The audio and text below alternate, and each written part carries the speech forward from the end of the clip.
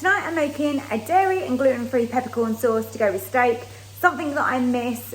My husband always has peppercorn sauce and I go without. So I found a way, I'm making it, it's gonna be delicious. This is tonight's dinner. So we have got fillet steak and we're gonna have some good veggies with it. And also I'm gonna have sweet potato. I've got jacket potatoes in for the boys because they're not that keen on sweet potato, but I like it. And that is what dinner is going to be. So what I'm going to do is run you through the steps of how we're going to make this dairy-free peppercorn sauce. So this gluten-free, dairy-free peppercorn sauce serves two, but I'm only making it for me this evening. So I've got in here, if you're doing for two people, about a tablespoon of peppercorns. And I'm going to crush these up. Unfortunately, I've got this awful old pestle and mortar, but it will do the job for now. Nicely crushed up. Next step.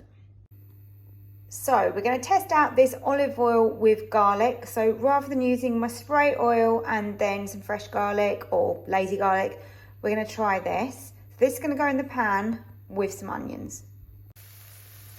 As I said, this is only for me and I don't want it to be too calorific, so I've only put a tiny little bit, probably like half a teaspoon maybe, of the garlic oil, and it does actually smell quite strong, so that is a good sign.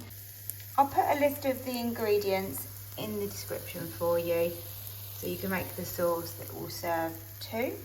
I've popped in some flour, so for two people that would be 15 grams of gluten-free flour.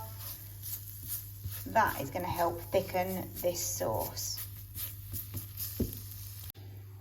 In with the vegetable stock, that's 240 ml for two people.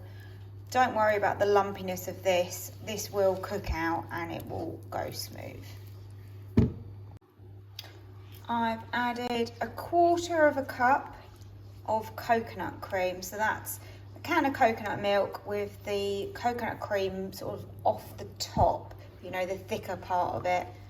And this is going to make a lovely sauce. At this stage you have a choice of either adding, it's a teaspoon that you're going to need, of Brandy, Worcestershire sauce or soy sauce.